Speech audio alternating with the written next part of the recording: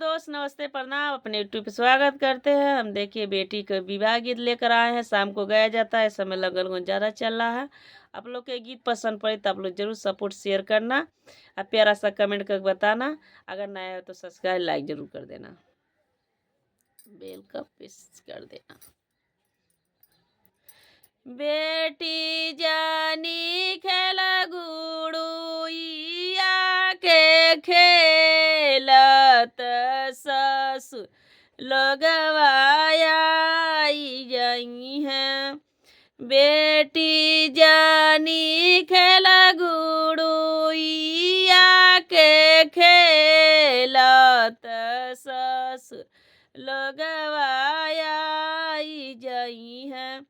जऊ हम जानबो ससुर लग आई है। जऊ हम जानबो ससुर लग आई है। अरे छिपी जाइबो अम्मा जी के गोदी त ससुर लोगवा चली जाई है। अरे छिपी जाइबो अम्मा जी के गोदी त ससुर लोगवा चली जाई है। बेटी जानी खेला गुड़ुइया के खेलत भसुर लोगवा चली आई है। बेटी जानी खेला गुड़ुइया के खेलत भसुर लोगवा बेटी जानी खेला गुड़ुइया के खेलत भसुर लोगवा आई जई है। जऊ हम जानबो भसुर लग आई है। जऊ हम जानबो भसुर लग आई है। अरे छिपी जाइबो चाची जी के गोदी त भसुर लोगवा चली जाई है।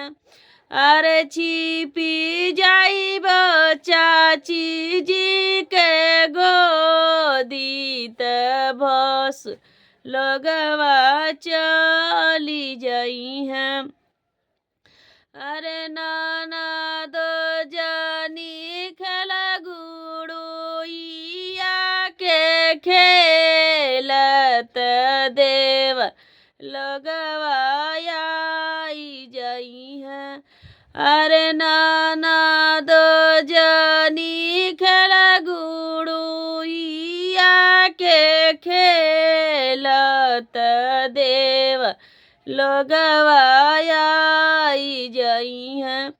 जऊ हम जानबो देवर लोग आई है। जऊ हम जानबो देवर लोग आई है। अरे छिपी जाइब भाभी जी के गोदी त देवर लोगवा चली जाई है। अरे छिपी जाइब भाभी जी के गोदी त देवर लोगवा चली जाई है। अरे जानी खेला बहिना गुड़ुइया के खेलत सामी लोगवा चली आई है। अरे जानी खेला गुड़ुइया के खेलत प्रभु लोगवा चली आई है।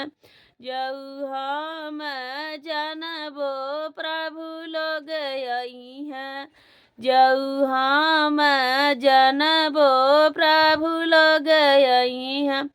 अरे छिपी जाइबो बहिना के गोदी त प्रभु लगवा चली जाई है।